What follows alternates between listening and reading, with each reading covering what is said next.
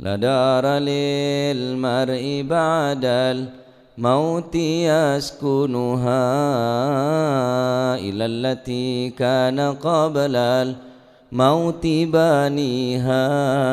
Dan Sayyidina Ali, la dara lil mar'i ba'dal mauti, ada kenangan senyaman kang kui monosah semarena materia.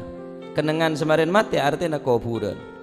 Ila allati kana qablal mauti baniha, kecuali orang saya sebelum ngenengin kuburan kelak saya kenangan nah baniha bangun gada.